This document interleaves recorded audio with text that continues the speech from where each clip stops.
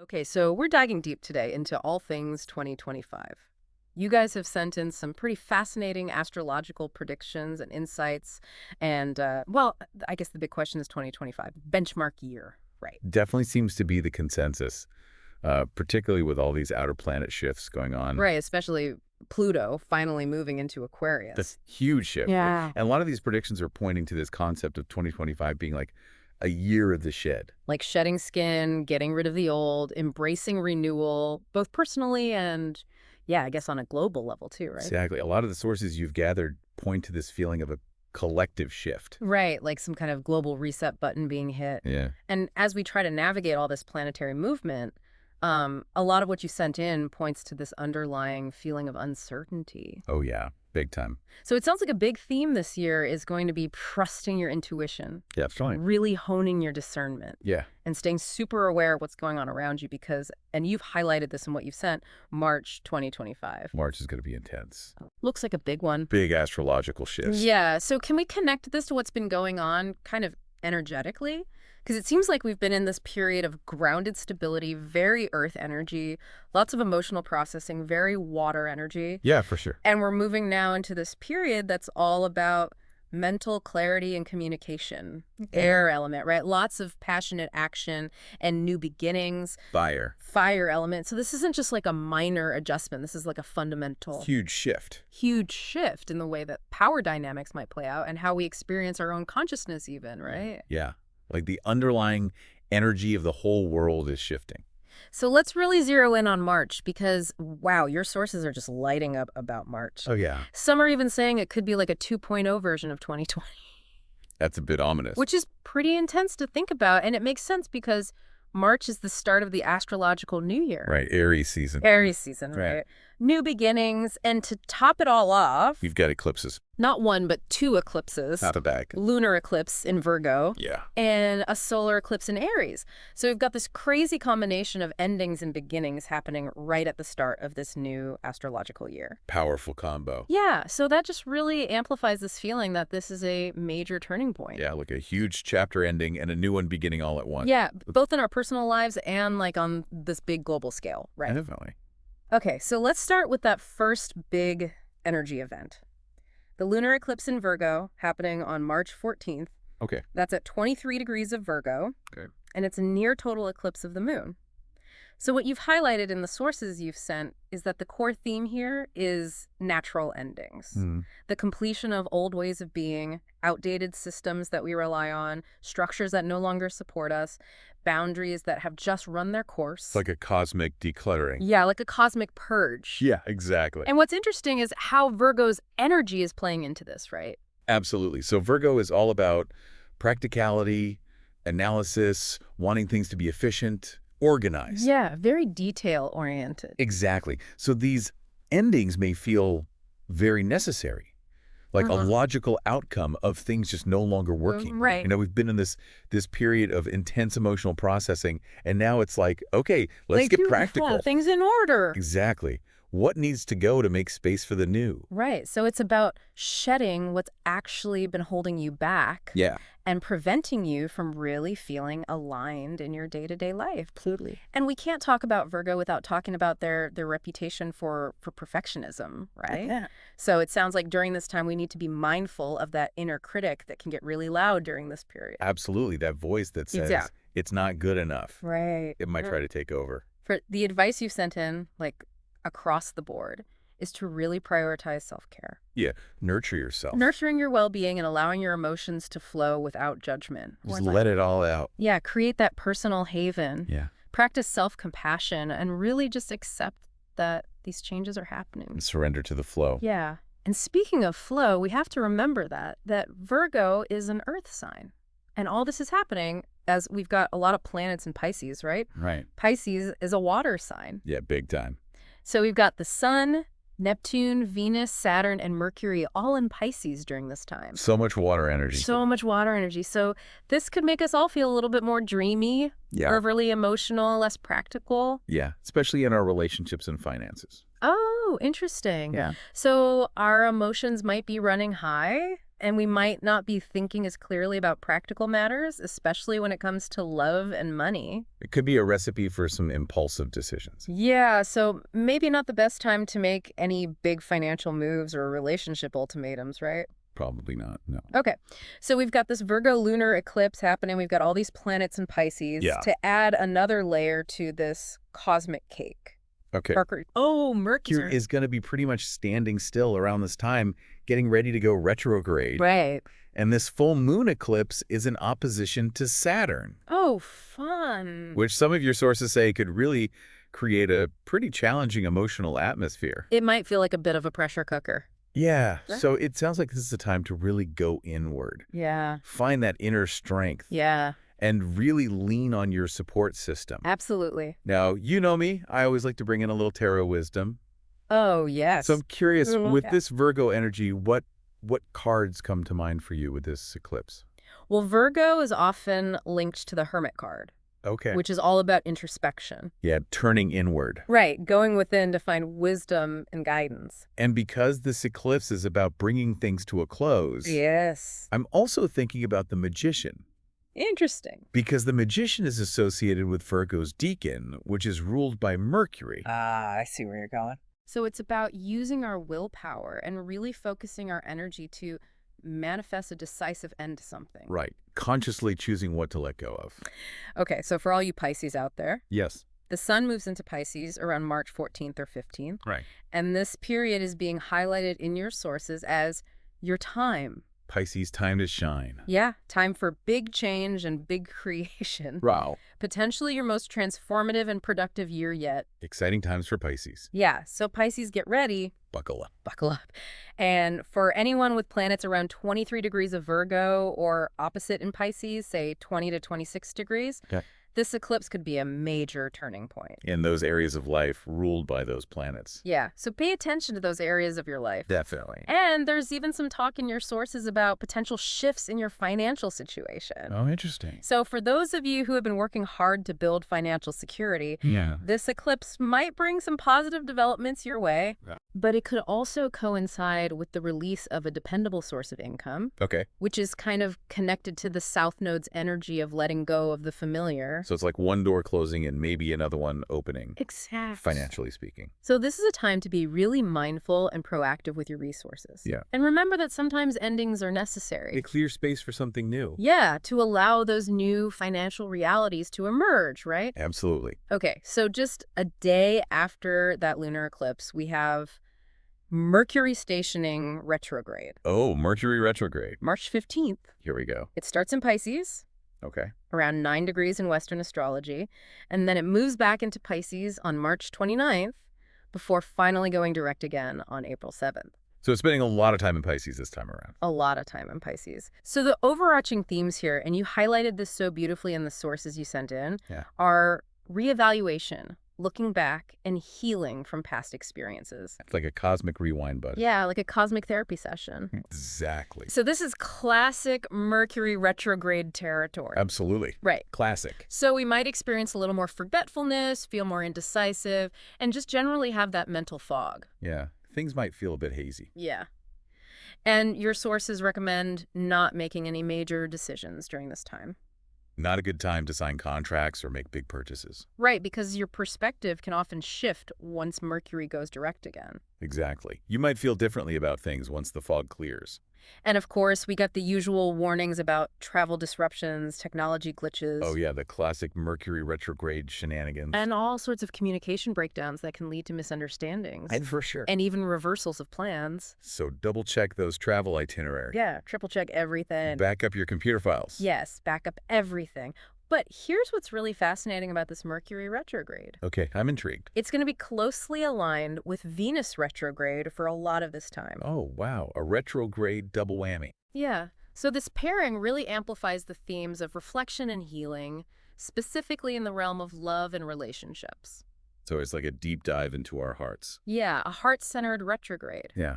So it's a time to really take a closer look at what brings you pleasure, Yeah. what your true desires are, and those dynamics in your close relationships. It's like taking inventory of our love lives.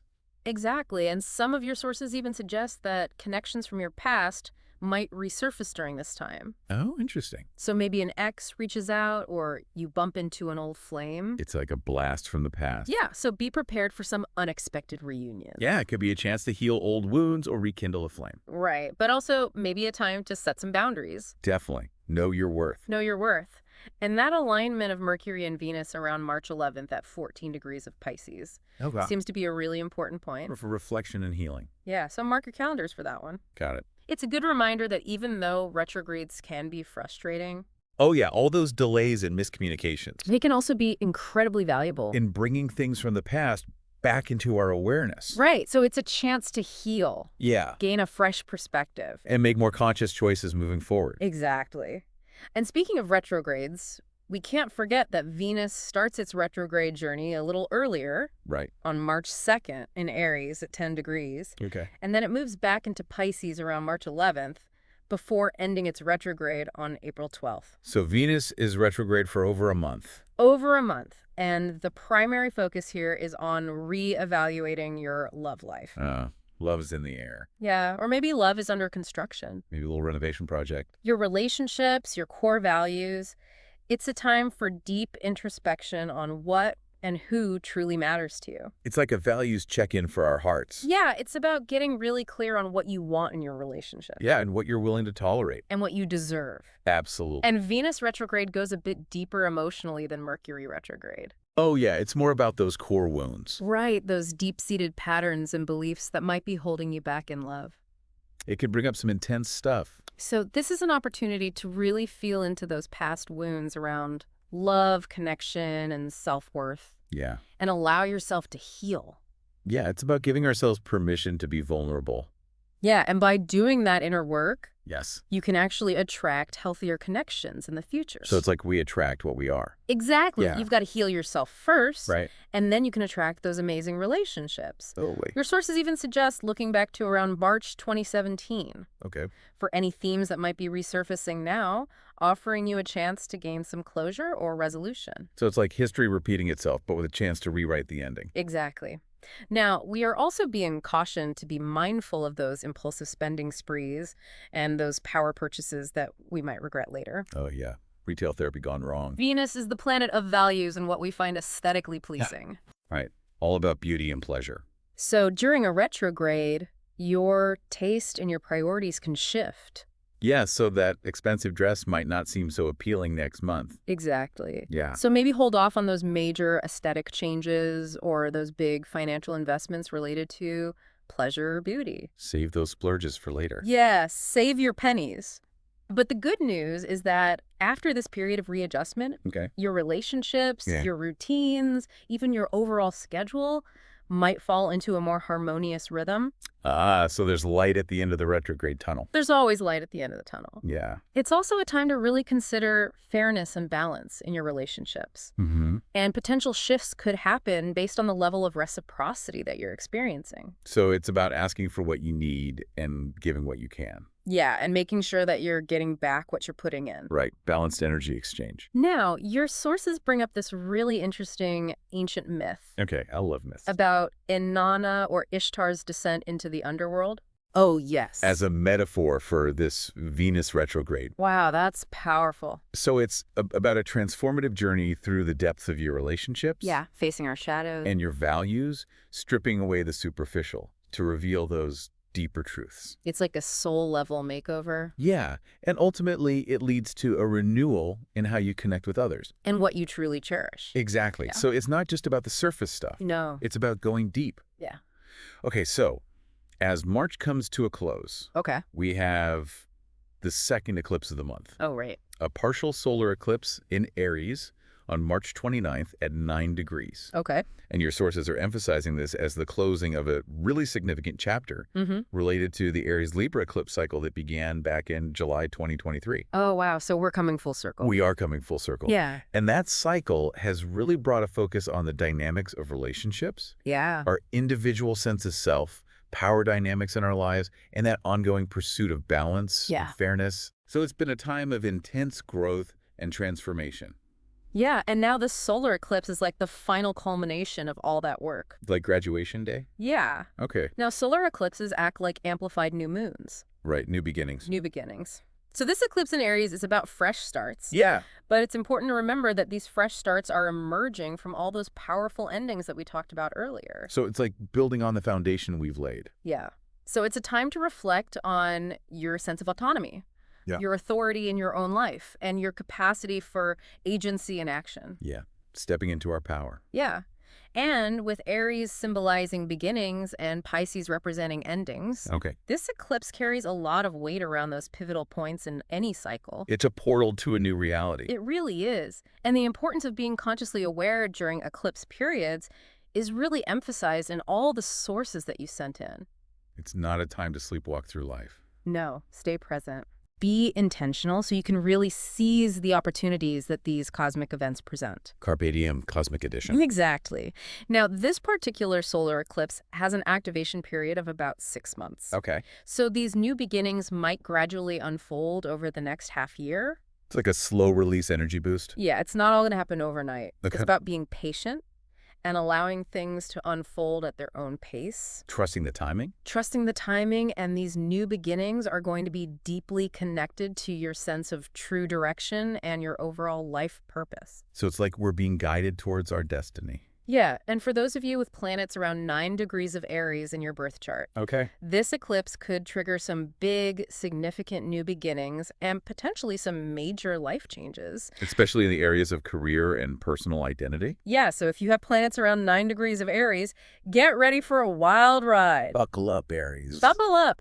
And just to add to the significance of this eclipse, it's the last solar eclipse in Aries for about 9 years. Wow, so this is our last chance for a while to harness this Aries energy. It is. Okay, back to the tarot. Yes, always love a good tarot connection. So Aries is associated with the Emperor card, right? Right. Leadership, taking charge. But given the transformative nature of eclipses and the fact that this particular subdivision of Aries is ruled by Mars, I'm also thinking about the Tower card. Oh, the Tower. Which can represent those sudden, unexpected changes that shake things up. So it's like we're being thrown into the unknown.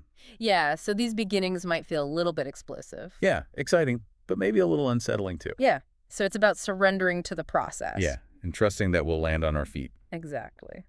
Now, right after the eclipse, March 30th, we have another major astrological event. Yeah, be with it. Neptune enters Aries. Neptune in Aries. For the first time since 1861 to 1874. Wow, that's a long time. That's a very long time. Okay. That's a big deal. Huge global implications because Neptune will be in Aries until 2039. With just a quick little dip back into Pisces in late 2025. Wow, so this is a long-term transit. Long-term transit. And last time Neptune was in Aries, it coincided with some significant periods of rebellion and social upheaval. Oh, interesting. Like the U.S. Civil War, for example. Okay, so potentially some major shifts in power dynamics. Yeah, and a challenging of the status quo. Makes sense. So the focus with Neptune in Aries is on stepping into your own personal power. Embracing your individuality and taking on a leadership role in your own life. That's like a cosmic call to action. It is a call to action. It's about coming back to your core self. Yeah, who am I? What do I stand for? Exactly. And you might get like a little taste of this energy as Neptune starts to align with Saturn. That's a dynamic that's going to become more prominent in 2026. So it's like a preview of what's to come. Yeah. And this could manifest as a merging of idealistic visions with practical realities. So it's like grounding our dreams. Grounding those dreams. Making them a reality. This transit is also linked to an awakening of belief systems, spiritual practices, and a yearning for spiritual freedom. So it's like a spiritual revolution. Yeah, and there's a huge potential for creativity and inspiration. Especially in those areas of life ruled by Aries. Yes. So if you have Aries placements in your chart, pay attention to those areas. Get ready for some creative breakthroughs. But we also have to consider the historical context, which suggests that we might see an increase in global unrest. Protests, people fighting for their beliefs and their sense of identity. Yeah, it's like Neptune's idealism meeting Aries' fiery nature. Exactly. And to add to the intensity, the very first degree of Aries Yeah. is also ruled by Mars. Okay. So this amplifies the action-oriented energy of Neptune's entry. So it's like a double dose of Mars energy? Yeah, and with Venus and Mercury retrograde in the last subdivision of Pisces, which is also ruled by Mars, we've got this powerful convergence of themes around endings and new beginnings. So it's like we're clearing the decks for a whole new era. It really does feel like a massive shift in consciousness. Yeah, like a global awakening. Okay, so taking a step back. Yeah. Looking at the big picture of March 2025. Okay. What are those overarching themes that emerge from all this astrological activity? Well, definitely transformation, renewal, shedding the old skin. Yeah, it's all about letting go. Big time. And embracing the new, Yeah. right? Absolutely. And you've really emphasized in your sources the importance of inner work. Yeah. Intuition, self-trust. Those are our superpowers during this time. Those are our superpowers. And navigating all this change and uncertainty, It's going to be a bumpy ride. it is going to be a bumpy ride. So we need to look within for guidance. Yeah, trust our gut. Trust your gut. We're also looking at a major reevaluation happening in our relationships. Yeah. Our values, our sense of self. Everything's up for review. Everything's on the table. Mhm. And as we've talked about, significant beginnings and endings happening simultaneously. Both personally and collectively. And with all that Pisces energy swirling around, Yeah. our emotions are likely to be pretty intense. Yeah, sensitivity is going to be high. So practice that self-care. Absolutely. Now, you did send in some sources that caution against potential delusion, Oh, right. confusion, and even deception. Especially towards the end of March. Yeah, as Neptune enters Aries and Mercury is retrograde back in Pisces. So it's like a recipe for misinformation. Yeah. So be discerning. Don't believe everything you hear. Don't get swept up in hype or persuasive narratives. Do your own research. Yeah. Trust your inner compass. It sounds like March is going to be a real test of our self-belief Yeah. and our judgment. Trust yourself. Trust yourself. And flexibility, tolerance, adaptability, those Piscean qualities are going to come in handy. Go with the flow. Go with the flow. Yeah. And there was even a mention in some of the sources about potential financial and fiscal confusion Oh, right. towards the end of March. So maybe hold off on those big investments. Yeah. Be cautious with money matters during that time. Good advice. And finally, this idea of a consciousness revolution Oh, wow. really resonated with me. Yeah, it's like a paradigm shift. Paradigm shift. And it's about flowing with the energy, Yeah. not resisting, not forcing outcomes. Surrender to the process. Surrender to the process. So as we wrap up this deep dive into March 2025, Yeah. based on all of the incredible insights you sent in, Yeah. it's clear that this is a truly pivotal month with all these significant astrological shifts. Big changes ahead. Big changes. But it's important to remember that these transits will play out in a personal way for each of us. Yeah. We all have our own unique birth charts. So we encourage you to take some time to reflect on how these themes might be showing up in your own life. Yeah. What areas of your life are being activated? In your relationships, your career, your personal goals, your beliefs. Journal about it. Meditate on it. Yeah, explore those practices. There are tons of guided meditations out there, some specifically for full moon energy. Oh. So tap into those resources. Pay attention to your experiences. Notice the synchronicities. Notice those synchronicities as these energies unfold. It's going to be a fascinating month. It is. And here's a final thought for you to ponder. Okay. With all these energies of ending and beginning converging, what new foundation are you being called to build for your future? Oh, that's a good one. What outdated aspects of your life are you ready to let go of to create space for this profound growth and renewal? Lots to think about. Lots to think about. Yeah. Thanks for this deep dive. It's been enlightening. Until next time.